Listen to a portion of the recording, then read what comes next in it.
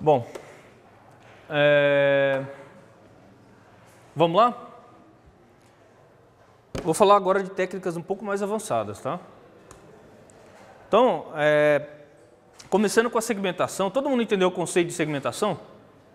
É tranquilo, né? Você tem uma imagem e você tenta quebrar de alguma forma as regiões da imagem de acordo com a homogeneidade delas, dos pixels no caso, né? O que tem muito sido feito hoje é usar a segmentação em múltiplas escalas, como eu falei, né? Então, uma técnica muito interessante é do Giggs, né? Publicado em 2006, que ele começa com uma segmentação usando o watershed, que é o mais básico de segmentação, né? Faz uma super segmentação e aí ele vai analisando a energia interna e externa de cada região para fazer fusão delas e gerar as outras escalas. Tá? Com isso ele consegue gerar essa representação hierárquica. Né? Com essa representação hierárquica, essa não é a única técnica que faz isso, mas ela é interessante, né? Por vários motivos. Você pode ter uma segmentação em múltiplas escalas que não é hierárquica, certo? Nesse caso é hierárquica, então você consegue, vamos dizer assim, explorar o relacionamento que tem entre uma região superior e as sub-regiões dentro dela. Tá? Isso, você pode extrair informações úteis aí na hora de classificar. E além disso, essa técnica é interessante porque ela tem a fundamentação teórica bem forte, né, em processamento de imagens. Então, no artigo que foi publicado isso, ele prova várias coisas que garantem, por exemplo, que você vai ter, por exemplo, uma correspondência entre as escalas dessa imagem com uma outra imagem que eu segmentar, de acordo com as energias dos pixels ali, tá? Energia, quando a gente fala, é uma métrica com relação ao brilho de cada pixel, ok? Bom, como que a gente extrai características de imagens, né, segmentadas em múltiplas escalas, né? Então, a ideia mais simples é essa aqui, né? Então, eu tenho uma hierarquia de regiões. Para cada, vamos dizer assim, eu posso fazer cortes nessa hierarquia, né? Para cada corte eu vou ter um resultado de segmentação. Então, nesse exemplo aqui eu tenho 3 resultados de segmentação, tá? Embaixo eu tenho uma segmentação, um resultado de segmentação com pixels menores, regiões menores, e no topo eu tenho regiões maiores, né? E aí, em cada região de cada escala de segmentação, eu aplico uma técnica de extração de características, né? O mais básico que a gente tem seria, só para vocês terem uma noção do que a gente pode usar, seria, no caso de cor, histograma de cor. Então eu posso fazer um histograma, pegando cada pixel e contando vamos dizer assim, em cada intervalo que ele cai. Então, número de pixels vermelhos, número de pixels verdes, e assim por diante, e os intervalos de cor ali, entre o RGB no caso. Tá? Eu posso fazer isso com informação espectral também, né? Eu posso extrair métricas de textura, existem, que nem a matriz de concorrência. Você consegue, vamos dizer assim, medir o grau de granularidade, o grau de homogeneidade ou heterogeneidade de cada região. Tá? E eu posso codificar essa informação também. Tá? Posso codificar a informação com relação à forma das regiões. Né? Então, essa é a ideia mais básica, né, para fazer extração. Agora tem um problema aqui, né? Esse tipo de extração, ele depende da qualidade da segmentação. Então, se eu tiver uma técnica de segmentação onde ela não agrupa muito bem os pixels homogêneos, os pixels de interesse, certo? O que vai acontecer? A qualidade das características extraídas vai ser ruim também. Isso vai impactar na qualidade da classificação que eu fizer. Tá? Então, é tudo interligado. Eu preciso ter uma boa técnica de segmentação, boas técnicas de extração de característica, para eu ter uma boa classificação no final. Claro, a parte de aprendizado também é importante. Né? E além disso, extrair características de nível por nível é custoso, toma muito tempo, certo? Tem que aplicar detectores em cada uma das etapas. Né? Então, além disso, suponha que em um sistema interativo eu tenho alguma coisa que mexa na minha hierarquia de regiões. Então, em determinadas partes da segmentação, regiões que estavam agrupadas, elas são separadas ou juntadas, ou agrupadas, outras que estavam separadas são agrupadas. né? Imagine que no sistema interativo eu permita que o usuário interaja de forma a mudar a minha segmentação. Como eu mudei as regiões, né, eu tenho uma região que está agrupada e agora ela está separada, eu preciso extrair novamente as características, correto? São regiões diferentes agora. Isso também é custoso. Imagina, como eu falei, você tem que saber gerenciar o esquema de classificação interativa. Então, como eu preciso extrair características de novas regiões e, além de tudo, refazer minha hierarquia, extrair características em cada nível individualmente é bastante custoso, certo? Eu vou fazer o usuário perder muito tempo, né? Então, extrair apenas no baixo nível e usar as relações que tem entre as regiões nas outras escalas da hierarquia pode ser mais interessante, tá? Então, isso aqui representa o que eu estou querendo dizer. Ao invés de extrair características individualmente em cada nível, o que eu faço? Eu extraio na base da minha hierarquia, nas regiões pequenas, certo?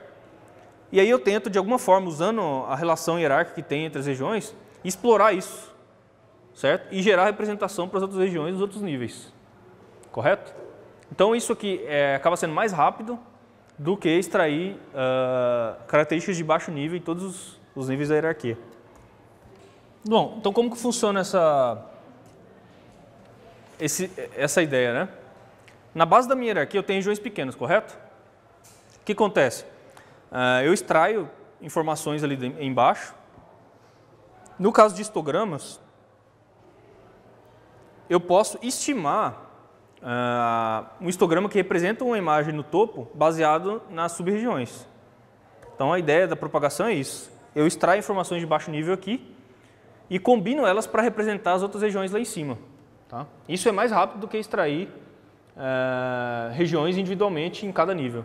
Bom, agora eu vou falar sobre técnicas de classificação em múltiplas escalas. Tá? Até aqui está tranquilo, pessoal? Extração de características, deu para entender mais ou menos a ideia? Tá? Nessa parte aqui eu vou pegar um pouco mais, que tem a ver com o que eu desenvolvi no doutorado. Tá?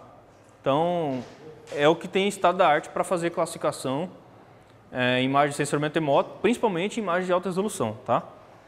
Bom, recapitulando, na literatura, se você for dar uma olhada, você vai ter, basicamente, né, o clássico é a classificação baseada em pixel, né, que é o que eu falei.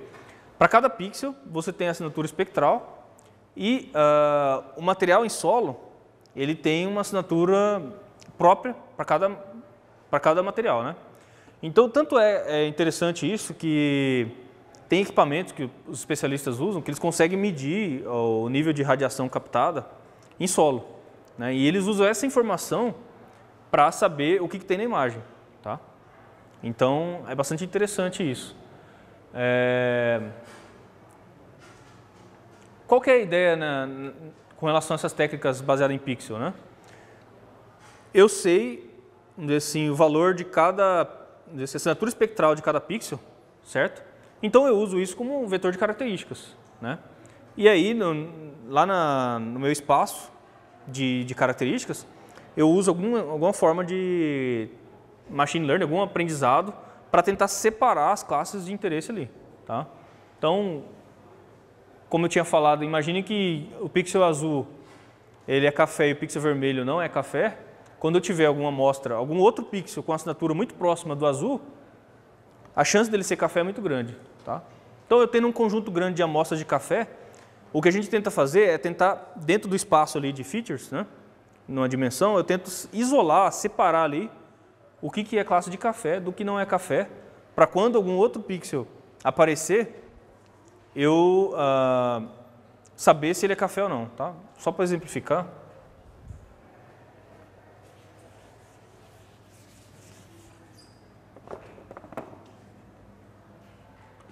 Então, imagina aqui um espaço bidimensional, né? Então, eu tenho amostras de café aqui, né? Suponha que aqui tenho pixels que representam pixels de café, né? E aqui eu tenho pixels que não são café, correto? Então, o que a minha etapa de treinamento vai fazer? Ela vai tentar separar isso, né? Quanto melhor ele separar, maior a chance do meu classificador acertar depois, né? O que acontece? Isso aqui é meu conjunto de treinamento, isso foi fornecido pelo usuário do sistema. Quando eu tiver uma outra amostra, vou colocar uma amostra aqui, né? Se isso aqui tudo é café e isso aqui é não café, quando eu tiver uma amostra nova desse tipo, o que o meu detector vai dizer que ela é? Café, certo? Então, a ideia do machine learning é essa, você usa algumas técnicas que tentam separar, certo? E mais especificamente, isso aqui é o que o SVM faz. Existem outras formas. Eu posso usar, por exemplo, o que a gente chama de árvore de decisão, né? A árvore de decisão você vai tentando separar de acordo com cada feature. Então, nessa dimensão, como que eu consigo separar? Imagine que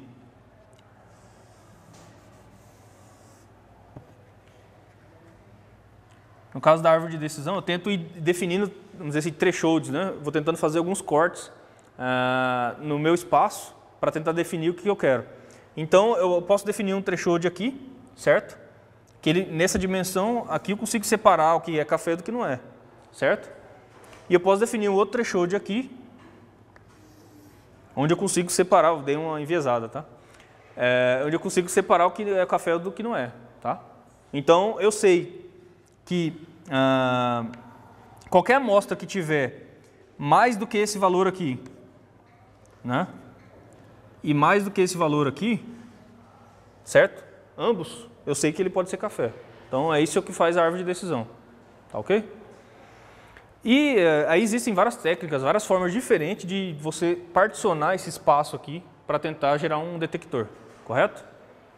Aí tem vários problemas de machine learning, por exemplo, e se eu tivesse amostras de café aqui, que é o mais comum, como que eu faço para separar isso? Né? Eu tenho amostra de café aqui, tenho amostra de café aqui e amostra de não café separado aqui. Tá? Tudo isso acontece.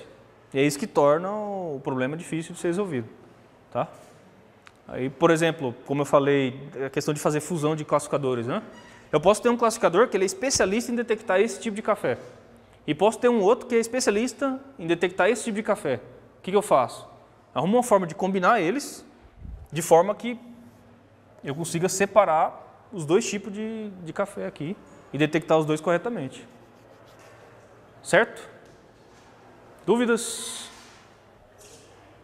Bom, então só ficou mais claro essa parte de machine learning, né? Como que faz para detectar pixels de interesse? Com as regiões é a mesma coisa. Só que ao invés de tentar classificar pixel por pixel, eu tento classificar região por região. Então imagine que aqui agora eu não estou falando mais de pixel, eu estou classificando regiões inteiras.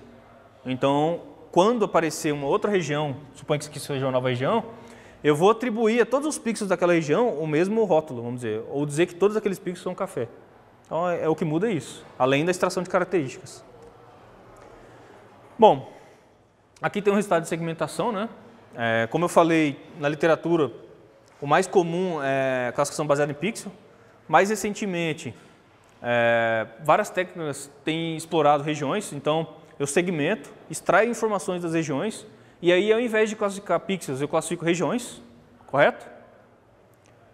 Eu tento de alguma forma separar as regiões dentro do espaço de características, né? E aí tem os problemas, né? Que é como combinar características diferentes extraídas e uma coisa que eu já falei, que é como determinar qual a escala de segmentação.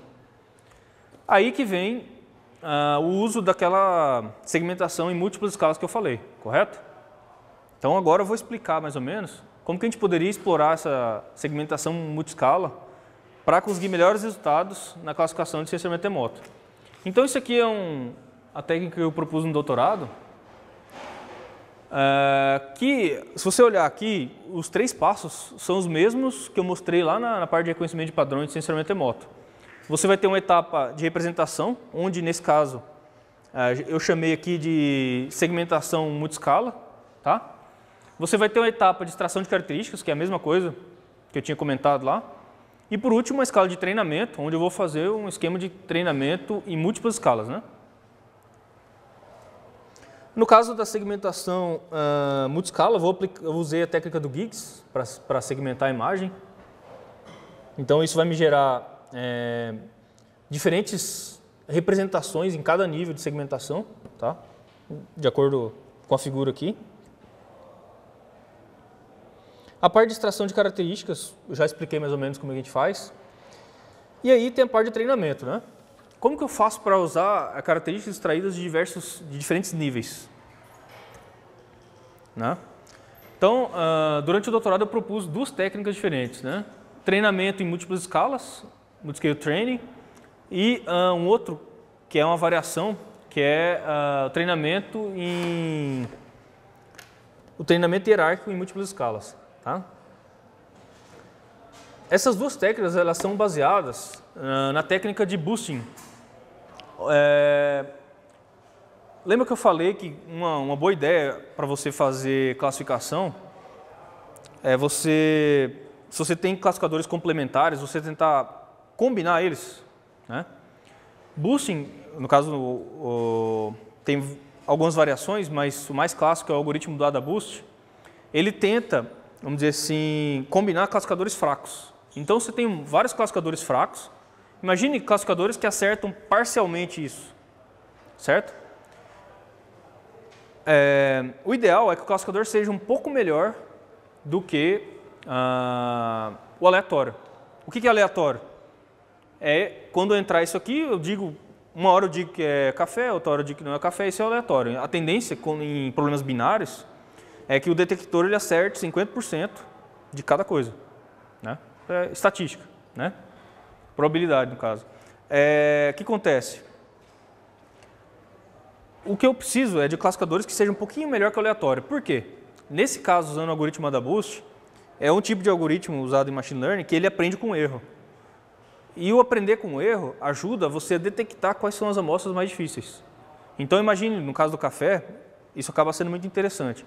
Porque o café ele é um tipo de problema que você tem subclasses. Né? Então dentro do que é considerado café, você tem vários tipos de classes, vários tipos de café diferentes. E alguns são mais difíceis de classificar do que outros. Né? O algoritmo do AdaBoost ele ajuda você a detectar quais são esses padrões mais difíceis para você se concentrar neles na hora de fazer essa divisão do espaço. Certo? Então, para ficar mais claro, vamos lá. Né? Imagine a mesma coisa aqui, tá? É o que eu desenhei aqui, mais ou menos. Imagine que eu tenho isso. Então, eu tenho, no caso, as bolas pretas aí, né? As amostras pretas. Suponho que isso aí seja café, ou não café, e a outra seja café, tá? Como que eu faço no caso do AdaBoost, como que ele funciona, né? Ele mantém, para cada amostra do meu treinamento, ele mantém um peso, né? Esse peso, mais ou menos, é um indicador do quão difícil aquela amostra é de ser classificada, tá? Então, quando o meu classificador ele erra aquilo, dentro do meu treinamento, eu aumento o peso dele, né? Então, o AdaBoost funciona da seguinte forma. Dentro de um conjunto de treinamento, o que é conjunto de treinamento, para ficar claro? Está claro, né? Conjunto de treinamento é o que o usuário me fornece, certo? Dentro do meu conjunto de treinamento, o AdaBoost ele faz vários testes, tentando separar eles, e vai aumentando o peso daquelas amostras que ele erra, tá? Então, eu treinei um classificador, treinei um detector, e eu consegui esse resultado, tá?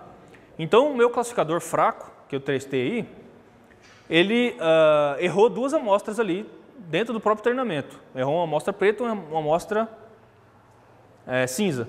Eu aumento o peso delas, tá?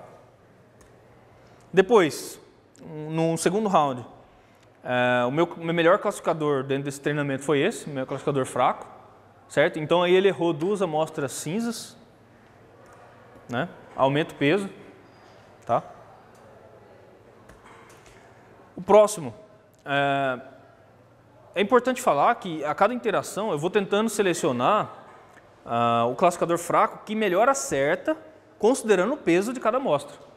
Tá? É por isso que no terceiro round foi selecionada essa amostra aí, esse classificador. Por quê? Porque apesar de ele ter errado muitas amostras pretas, o peso das amostras cinzas é grande, então isso faz com que ele, vamos dizer assim, acerte mais no meu critério de seleção. Tá? Então, atualizei aqui. Tá? Ao final de vários rounds, o que a gente tem no Boost é uma combinação linear dos classificadores fracos que eu encontrei em cada etapa do boosting. Tá?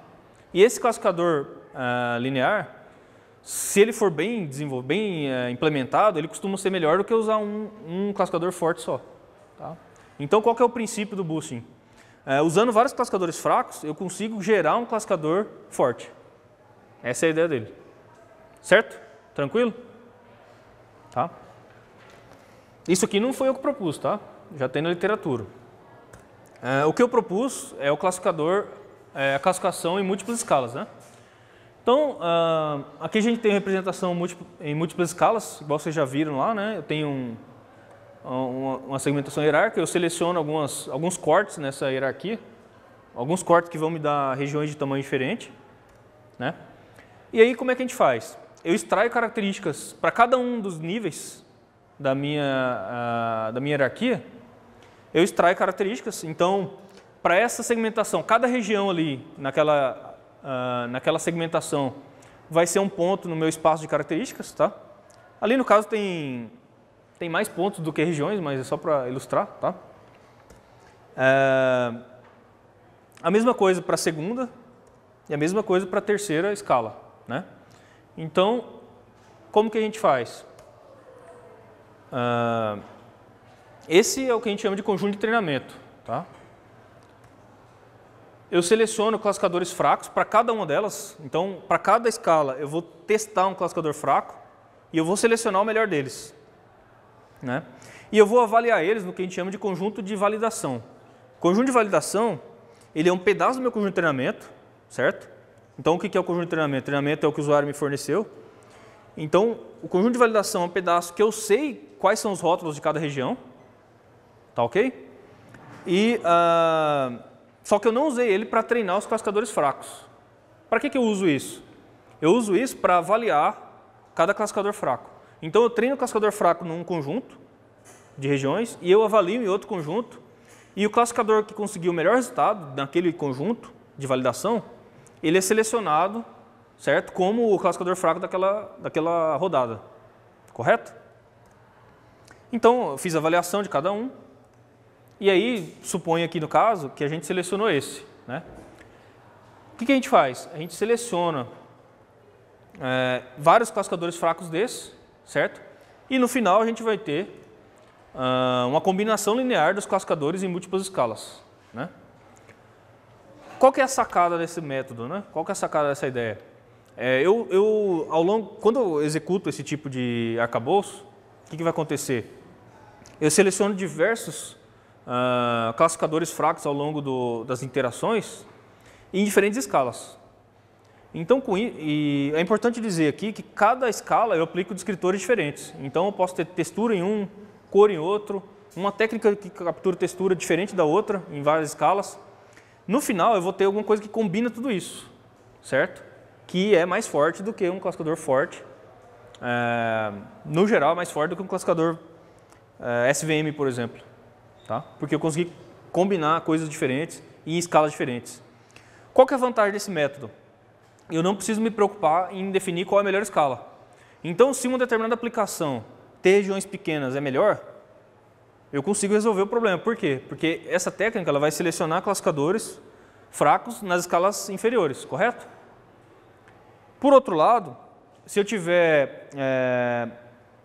não precisar de regiões pequenas, o classificador vai acertar mais os classificadores fracos nas regiões maiores, certo? Então, essa é uma vantagem dessa técnica. Agora, se vocês observarem, uma coisa interessante, né? Eu falei do problema da dimensionalidade, falei também, se eu estivesse usando isso numa técnica interativa, eu vou ter o problema do tempo, né, de treinar, certo? Pergunta, vocês acham que treinar um classificador fraco, na escala superior é o mesmo tempo de treinar na escala inferior?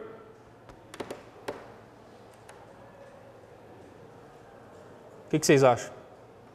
Não? Por quê? Mas, olha a figura então, a resposta está ali. Por que você acha que não? Oi?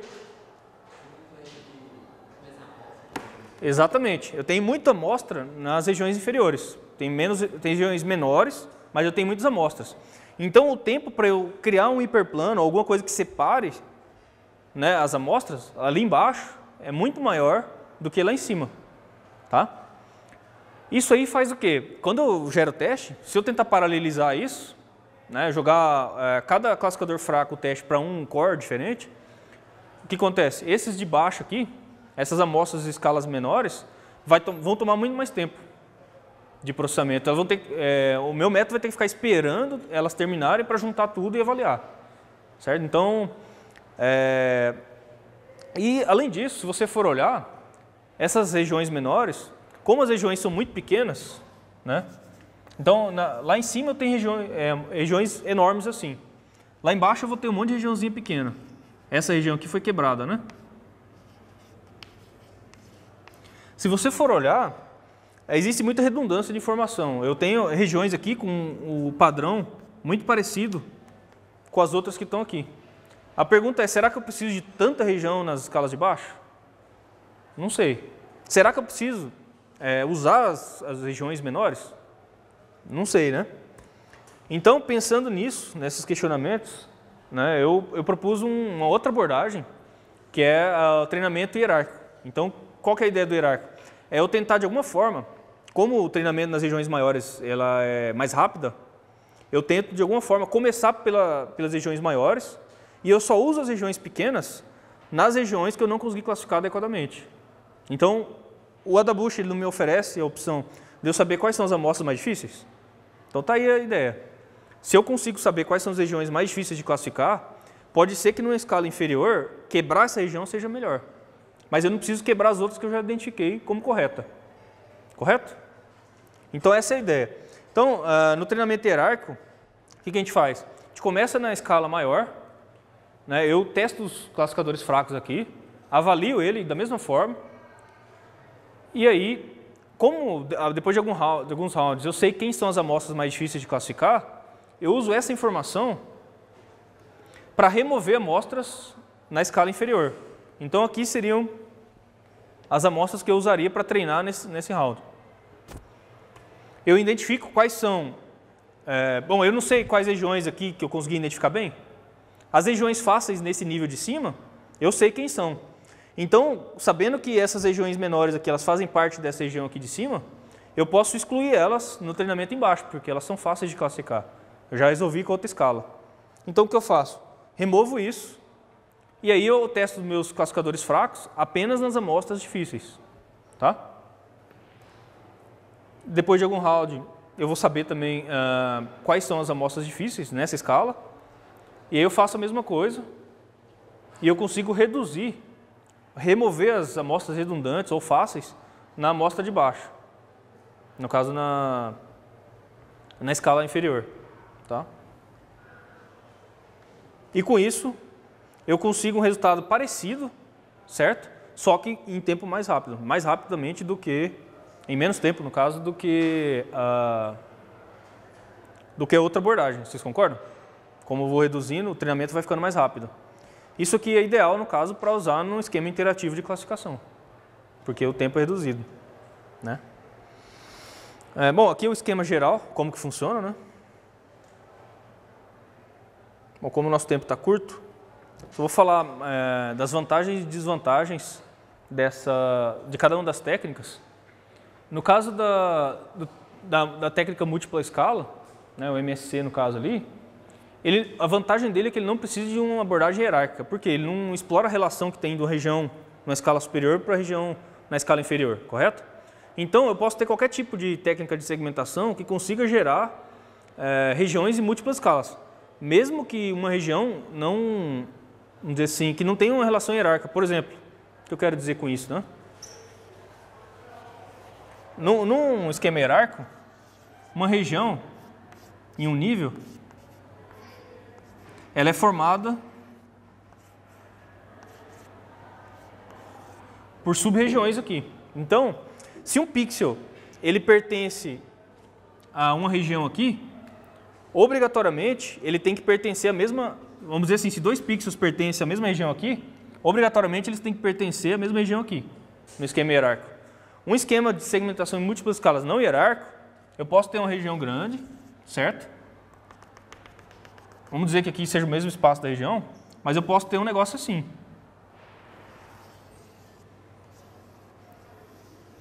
Tá? Onde, se 2 pixels eles fazem parte da mesma região aqui, não necessariamente eles estão na mesma região em outra escala. Tá? Então isso aqui é múltipla escala, mas ele não é hierárquico, correto? Então a vantagem da primeira técnica é essa, porque aí eu posso usar qualquer técnica de segmentação que consiga gerar regiões de tamanho diferente. No caso da outra, ela é mais rápida, mas ela obriga que você use alguma técnica de segmentação em múltiplas escalas. Tá? Bom, eu vou parar por aqui nessa parte. Tá? Se vocês tiverem alguma pergunta, vocês podem fazer. É que eu acho mais interessante mostrar algumas aplicações que eu tenho trabalhado do que continuar nessa parte. Bom, deixa eu mostrar só eu sei que o tempo está curto aqui. Mostrar só algumas aplicações que eu tenho trabalhado que de alguma forma se beneficiam desse tipo de pesquisa, né?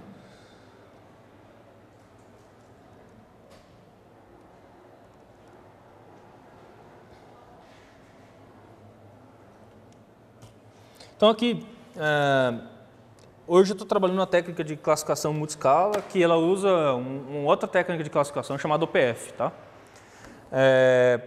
Essa técnica, a minha ideia é fazer ela automática e semiautomática, né? Dependendo da aplicação, semiautomática pode ser mais interessante.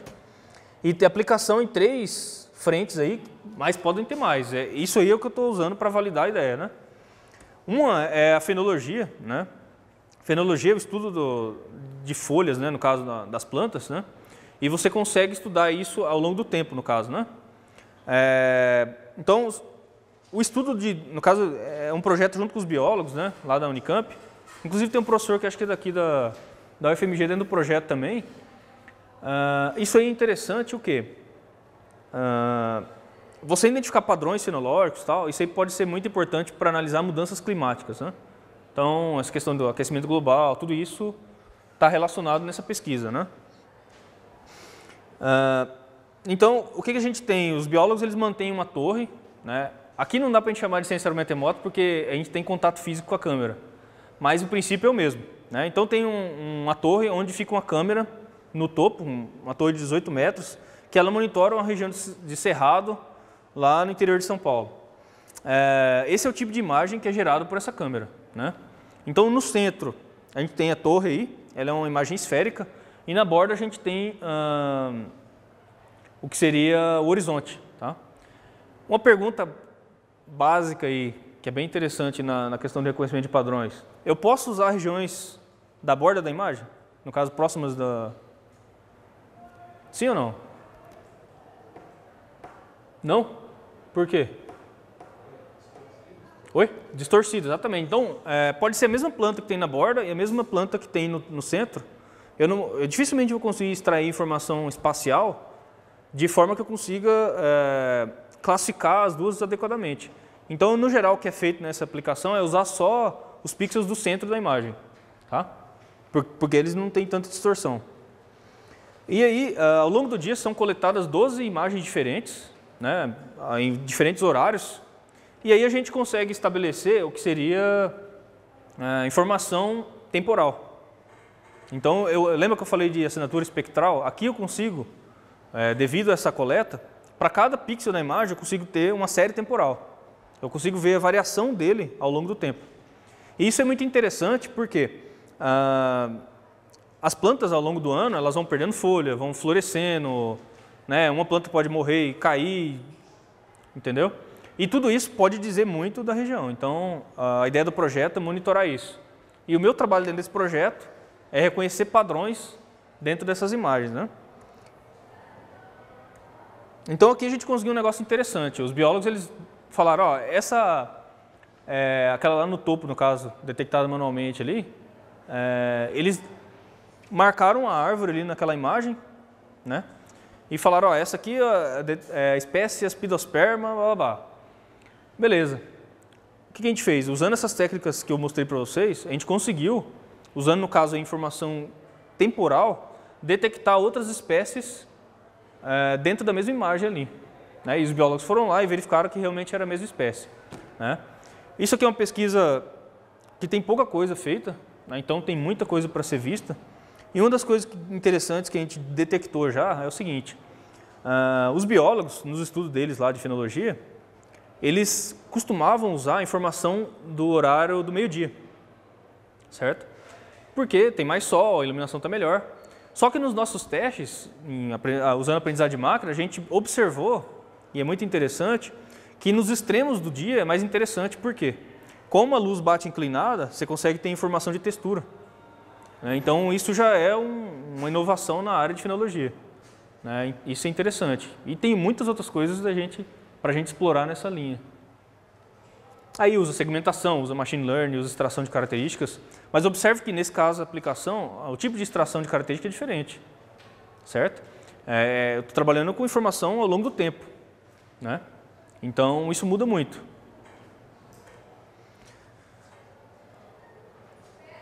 A outra é textura não, desculpa, agricultura. Eu continuo trabalhando com o pessoal da Cochupé. Essas imagens que eu tenho de café é uma cooperação lá com a Cochupé, cooperativa de café do sul de Minas, né? Eles fornecem as imagens, né? Então, um trabalho que a gente tem agora é aquela questão de fundir, de como que eu faço para classificar usando dados de múltiplos sensores, de imagem diferente. Então, eu tenho uma imagem, no caso, eles têm lá da região, imagens MODES, né? Que ela tem muitas bandas espectrais, né? Então tem informação espectral, 200 bandas espectral. Por outro lado, elas têm baixa resolução espacial, mas eles também têm imagem spot. Imagem spot ela tem boa resolução espacial e pouca resolução espectral. Como que eu faço para classificar essas regiões de café usando dados diferentes? Como que eu combino isso, né? Esse é o tema que eu tenho tratado recentemente com relação ao café. E por último, isso aqui o pessoal fala para não comentar muito por questão de segurança. Porque ele tem a ver com detecção de plantação ilegal, né? Então tem uma parceria com a polícia lá, Polícia Federal, e a ideia é detectar áreas de maconha, né? Eu falo porque a gente ainda está no início do projeto, não tem resultado nenhum, então nem sabe se vai ter. Mas o desafio aqui é o seguinte, nas imagens, no caso a maconha, ela é um tipo de planta que o pessoal costuma plantar ela embaixo de outras vegetação para esconder, né? Então, como é que a gente faz para detectar isso se você tem uma cobertura vegetal por cima? Será que tem algum padrão que eu consigo captar pela imagem que me ajude a detectar automaticamente essas regiões? Então, essa é a pergunta que a gente queria responder. Vamos ver, é pesquisa, né? Tá, a primeira ideia seria tentar estudar, vamos dizer assim, índices de vegetação, né? A nossa hipótese é que, como você tem uma plantação embaixo da outra, você consiga, vamos dizer assim, estudando a massa vegetativa daquela região, saber quando tem, vamos dizer assim, mais massa, tentar identificar que tem alguma coisa por baixo, né? Com isso, a gente pode tentar explorar o que a gente chama de NDVI, que é um índice calculado, que é a razão entre o infravermelho e o vermelho, certo? Quando ele dá muito próximo de 1, significa que a massa vegetativa está no topo dela, né? Tem muita massa vegetativa. Então, talvez estudar os padrões aí seja interessante para detectar esse tipo de região, tá? Bom, é isso, pessoal. Então, obrigado. Se tiver perguntas, fique à vontade.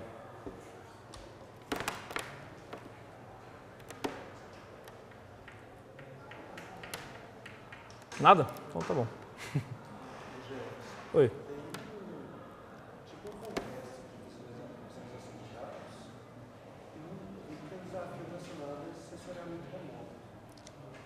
Qual? Visweek, eu não conheço. I3E? Legal. Não, vou dar uma olhada. Tá. Tem várias conferências, né? A principal é a WIGARS, né? Que é International Geoscience and Remote Sensing Symposium, né? Esse ano vai ser no Canadá, né? Lá eles tratam muito disso, não só relacionado a reconhecimento de padrões, né? Mas a outras áreas também, outras coisas relacionadas a Aí tem pessoal da biologia, da física, com relação à transmissão de dados. Uma coisa que eu não falei, mas que é muito importante nessa área de reconhecimento de padrões em sensoriamento remoto, é o seguinte, tem pouca gente da computação que faz isso. No mundo, dá para você fazer uma lista bem pequena de pessoas que têm pesquisado usando machine learning em sensoriamento remoto. Tá?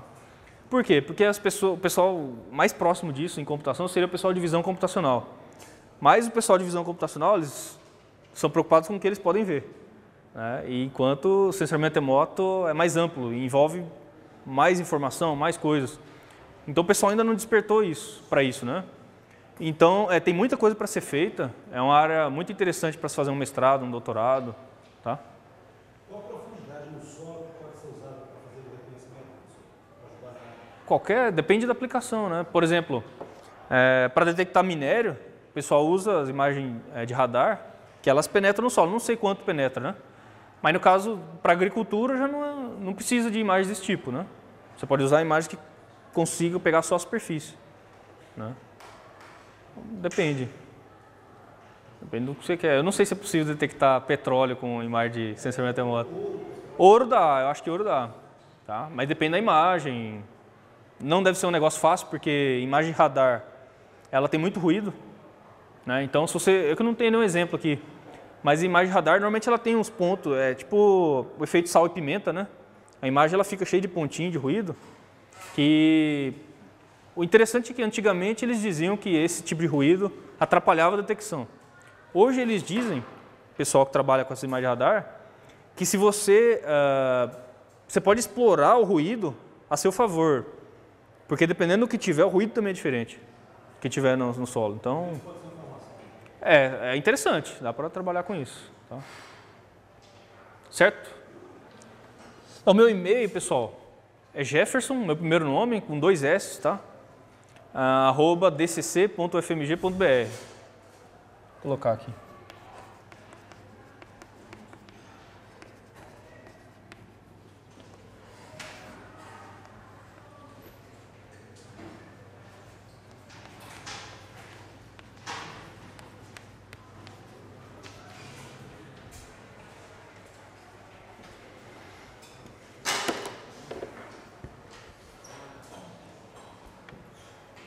Bom, é isso, pessoal. Obrigado.